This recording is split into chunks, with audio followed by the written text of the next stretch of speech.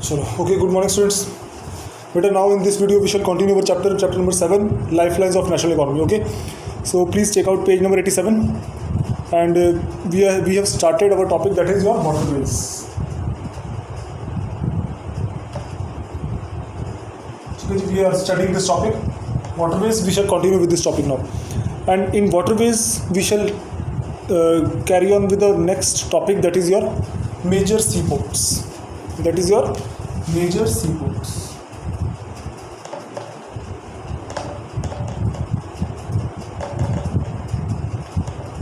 Okay.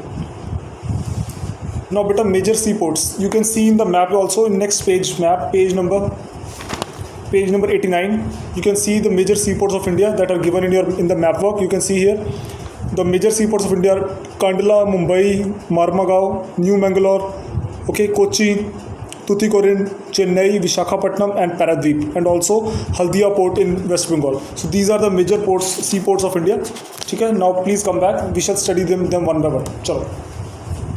Now, beta, for major seaports, first of all, we shall see that the coastal line, the total length of the coastal line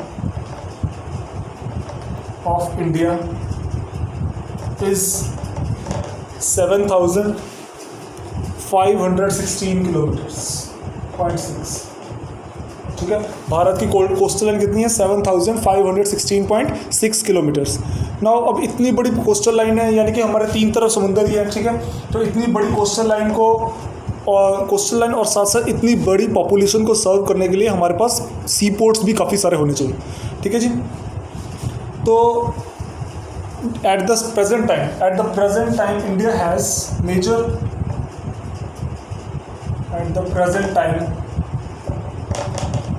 India has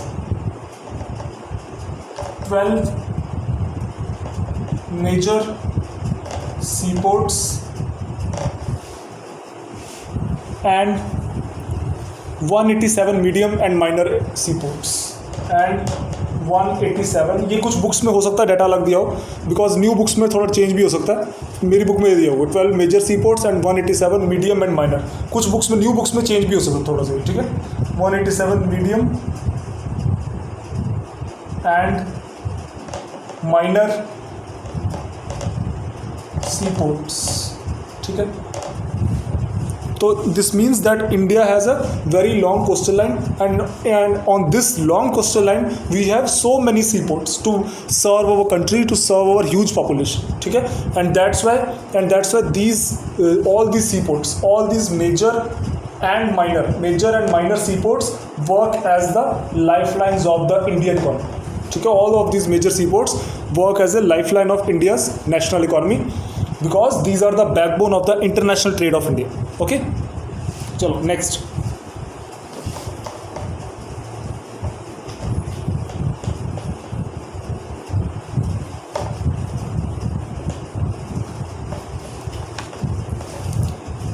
Okay,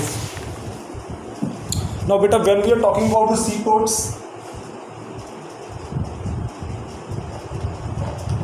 first of all we shall discuss about the Kandla seaport. First of all, we shall discuss about the Kandla seaport in Gujarat.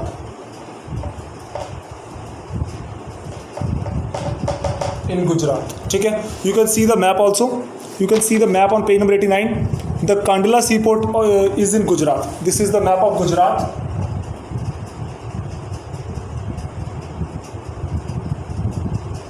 ठीक है जी. And here is Kandla, ठीक है. तो this port is the Kandla seaport. Now we shall discuss about this seaport. You can see on the map also, this one, Kandla seaport. Okay, now before I start with the Kandla seaport, now I want to tell you one thing very important, better, that this Kandla seaport is located on the, रुको.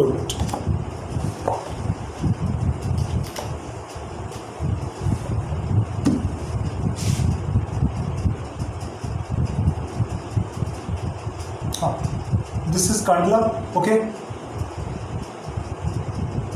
and this part of sea is known as the Gulf of Kutch. This part देखो, ये पूरा Arabian सी है, ये पूरे Arabian सी में जो ये पार्ट है गुजरात का, ये वाला पोर्शन है, ये वाला समुंदर का एरिया और ये वाला समुंदर का एरिया, इसको क्या बोलते हैं? इसको बोलते हैं गल्फ ऑफ कच्छ, और इसको बोलते हैं गल्फ ऑफ कैम्बे। ठीक है जी, ये दो अलग अलग गल्फ्स हैं। गल्फ क्या होता है? What is gulf and what is, अगर जिनको पता अच्छी बात है, जिनको नहीं पता सुन लो। What is meant by the term bay or gulf?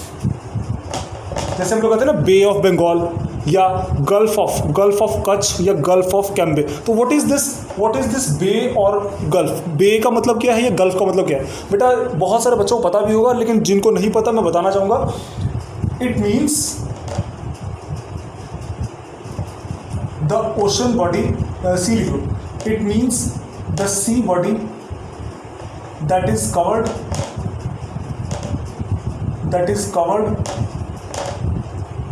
from land, probably by land, that is covered by land from three sides. ये this one कि देखो, अब आप देख सकते हो बे का मतलब क्या है, ये गल्फ का मतलब क्या है? बे मतलब ऐसे समुंदर का ऐसा हिस्सा जो तीन तरफ से ज़मीन से घिरा है। देखो इधर भी ज़मीन है, ठीक है, इधर भी ज़मीन है, इधर भी ज़मीन है गुजरात के, ठीक है, तो तीन तरफ ज़मीन है, सेंटर में समुंदर है, तो इसको हम क्या बोलते हैं? Gulf of Kutch. इसी तरह से इधर भी देखो, इधर भी ज़मीन है, इधर भी ज़मीन है, इधर भी ज़मीन है, तीन तरफ ज़मीन है, ठीक है, और सेंटर में सिर्फ यहाँ पे पानी है, तो इसीलिए ये भी क्या होगी? गल्फ। तो मतलब गल्फ ऑफ कैम्बे, मतलब कि समुंदर का ऐसा एरिया। आप लोग बे ऑफ बंगाल को भी देख सकते हो मैप पर, बे ऑफ बंगाल के भी तीन तरफ ज़मीन है, ठीक है।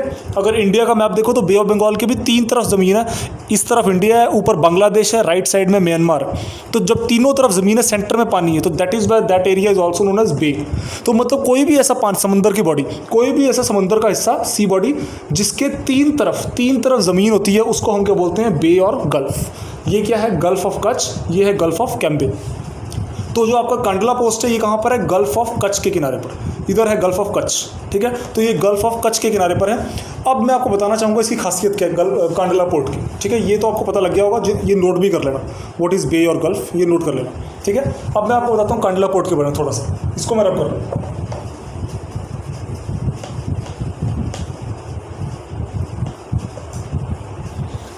देखो प्यारे बच्चों, नन्हे मुन्ने बच्चों, कांडला जो है ना, कांडला की खासियत क्या है? कांडला की, it is a very new port, it is a, sorry ये इंक थोड़ी ख़त्म हो गई है, it is a new port setup या बिल्ट आफ्टर पार्टीशन, इन 1947, ठीक है। इसको 1947 में के बाद, पार्टीशन इन 1947 के बाद बसाया गया था। कब बसाया गया था? इन द ईयर इसमें लिखा हुआ एग्जैक्ट इसका वर्ड है इन द ईयर 1952, ठीक है, बुक में लिखा इन द ईयर 1952 पार्टीशन हो गया था, पार्टीशन इन द ईयर 1947, और इसको बसाया गया था इन द ईयर 1952। अब सवाल ये उठता है कि कांडला सी पोर्ट को बसाने की ज़रूरत क्यों पड़ी? देखो आपको पता ही होगा, जब हमारा पार्टीशन हुआ था इंडिया का, तो पाकिस्तान वाली साइड जो है, मतलब कि पाकिस्तान वाली साइड हमसे अलग हो गई, ठीक है। अब जो उस समय क्या था, कराची पोर्ट जो है ना, वो हमारा एक बहुत बड़ा पोर्ट हुआ करता था बिफोर इंडिपेंडेंस, पार्टीशन से पहले। Karachi was one of the largest ports of India, ठीक है। फर्स्ट लार्जेस्ट पोर्ट था मुंबई, सेकेंड लार्जेस्ट पोर्ट था कराची। तो कराची तो चला गया पाकिस्तान में। अब कराची के पाकिस्तान में चले जाने के बाद ना, मुंबई पोर्ट पर, बॉम्बे पोर्ट पर बहुत ज़्यादा ट्रैफिक बढ़ गया था, बहुत ज़्यादा प्रेशर बढ़ गया था। तो बॉम्बे के ट्रैफिक को कम करने के लिए हमको ना बहुत जल्दी एक नए सी पोर्ट की ज़रूरत थी, ताकि बॉम्बे का ट्रैफिक जो है, बॉम्बे पर जो सी का मतलब कि शिप्स का ट्रैफिक है, उसको घटाया जा सके।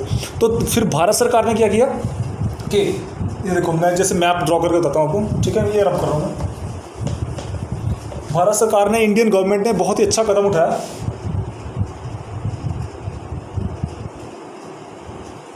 ठीक है, this is the map of Gujarat and India, southern India, ठीक है। ये देखो, यहाँ पे है बॉम्बे, ठीक है, ये हो गया आपका बॉम्बे। यहाँ पे था कराची, इधर ये था कराची इधर। अब कराची तो चला गया पाकिस्तान में, ठीक है, ये तो यानी कि ये तो हमसे अलग ही हो गया, तो कराची को छोड़ दो। अब कराची के पाकिस्तान में चले जाने के बाद ना इस पर प्रेशर काफ़ी बढ़ गया था बॉम्बे पर। तो इसके प्रेशर को, इसके बॉर्डर को कम करने के लिए भारत सरकार ने ना एक नया पोर्ट यहाँ पे इस्टेब्लिश किया, इस जगह पर, यहाँ पे। इस पोर्ट का नाम रखा कांडला, कांडला पोर्ट। कांडला पोर्ट को क्यों स्टैब्लिश किया गया? To reduce the traffic on Bombay due to the partition, ठीक है। तो इसीलिए फिर इसको कांडला पोर्ट को यहाँ पे स्थापित किया गया। कहाँ? On the gulf of Kutch, gulf of Kutch पर, ठीक है। ये आपकी गल्फ ऑफ कच्छ, ठीक है, पूरी की पूरी गल्फ ऑफ कच्छ के ऊपर कांडला पोर्ट को बसाया गया ताकि इसका जो बर्डन है बॉम्बे का कम किया जा सके। उसके बाद क्या बेटा, it caters to the convenient handling of export and imports, highly productive granary and industrial belt stretching around the Jammu and Kashmir। हाँ, इसकी सबसे अच्छी खासियत क्या है? कांडला पोर्ट की एक और बड़ी अच्छी खासियत पता क्या है? मैं ये रब कर रहा हूँ। कांडला पोर्ट की बड़ी अच्छी एक इम्पॉर्टेंस ये है, it caters to the need of the northern states of India, northern states of India like J&K, Himachal Pradesh, Punjab, Haryana, ठीक है जी, Delhi, Rajasthan and also the western state of Gujarat, ठीक है। ये इन सारे स्टेट्स की ज़रूरतों को ये अकेला सी पोर्ट पूरा करता है। क्योंकि पहले क्या हो गया था कि कराची ये सारी इन सब स्टेट्स की ज़रूरतों को कराची पूरा करता था। क्योंकि आप देख सकते हो ये सारे स्टेट्स जो है ना समुंदर को टच नहीं करते, ना जम्मू कश्मीर समुंदर को टच करता है, ना हिमाचल, ना पंजाब, ना हरियाणा, ना दिल्ली, ना राजस्थान, सिर्फ गुजरात करता है, ठीक है। तो ये सारे स्टेट्स जो हैं समुंदर को टच करते नहीं हैं, तो इसीलिए इन सब का सामान जो है ना वो कराची से एक्सपोर्ट किया जाता था। जो यहाँ से एक्सपोर्ट करना होता था वो कराची से एक्सपोर्ट करते थे, पर कराची चला गया पाकिस्तान के पास। तो अब इसके पाकिस्तान चले जाने के बाद इनका सामान हमें बॉम्बे से एक्सपोर्ट करना पड़ा था, और बॉम्बे पे बहुत ज़्यादा प्रेशर बढ़ गया था, इंपोर्ट करने का भी, एक्सपोर्ट करने का भी। बाहर से सामान आता था वो भी बॉम्बे आ रहा है, इंडिया से बाहर एक्सपोर्ट करना सामान वो भी बॉम्बे से जा रहा है, तो बॉम्बे पर बहुत ज़्यादा प्रेशर बढ़ गया था। तो to reduce the pressure, to reduce the traffic on Bombay seaport, we developed a new seaport in Gujarat on the Gulf of Kutch and named it as Kandla seaport। और ये कांडला सीपोर्ट आज के time में Kandla C port इन सारे states की ज़रूरतों को पूरा करता है। जम्मू कश्मीर का सामान भी इधर से जाता है, हिमाचल का भी, पंजाब, हरियाणा, दिल्ली, राजस्थान, गुजरात, सारे स्टेट्स का सामान जब हमने एक्सपोर्ट करना होता है तो कांडला से करते हैं। क्योंकि सबसे नज़दीक, इन सब स्टेट्स के लिए सबसे नज़दीक जो सीपोर्ट पड़ता है वो कांडला ही है। बॉम्बे भी दूर पड़ता है, चेन्नई तो बहुत ही दूर पड़ता है, मैंगलोर भी दूर पड़ता है, कलकत्ता भी बहुत दूर पड़ता है। सबसे नज़दीक हमारे इन स्टेट्स को सबसे नज़दीक अगर कोई सीपोर्ट पड़ता है तो कांडला है। तो that's why this C port caters to the export demands of all of these states, 1 2 3 4 5 6 7 states, ठीक है। तो that is why it is a very important seaport established in India after independence and after partition due to the loss of Karachi and to reduce the burden of Bombay seaport। Is that clear beta? So this was the short description of Kandla seaport, ठीक है बेटा जी। इसके बाद एक और C port आ रहा है, that is your Mumbai C port. वो तो पता ही है आपको, बॉम्बे सीपोर्ट, ठीक है, वो सारों को पता ही है। That is the largest seaport of India.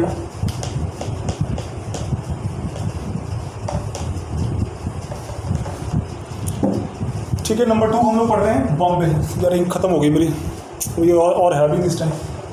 Bombay, इसको मुंबई लिखो क्योंकि आज के टाइम इसका नाम मुंबई है। यार शिट,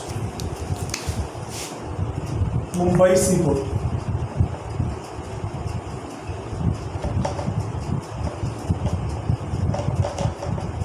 तो मुंबई सीपोर्ट क्या है आपको पता ही है, it is situated in Maharashtra state, ठीक है, पता ही है आपको, महाराष्ट्र की कैपिटल है महाराष्ट्र, ठीक है। Number 2,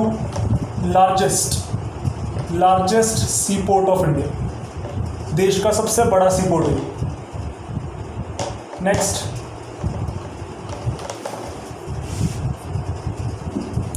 the Jawaharlal Nehru port was plan in view to decongest Mumbai and to serve as a hub port for this region. अब इसके प्रेशर को और कम करने के लिए एक और नया पोर्ट बनाया गया था, दैट इज़ योर जवाहरलाल। मतलब एक तो कांडला तो स्टार्टिंग में बनाया गया था, वो तो कराची के लॉस को पूरा करने के लिए बनाया था। बाद में इसका जो बर्डन और बड़ा था, क्योंकि देश की इकोनॉमी बढ़ी तो इसका बर्डन और बढ़ा, तो उसको रिड्यूस करने के लिए एक और पोर्ट इसके साथ ही बनाया गया, जिसका नाम हमने क्या रखा, the Jawaharlal Nehru port. Jawaharlal Nehru port, ये भी बॉम्बे के पास ही बनाया गया, ठीक है, to reduce Jawaharlal Nehru port to reduce the traffic on Mumbai, ठीक है। इसको लिख लो, वॉज एस्टैब्लिश्ड।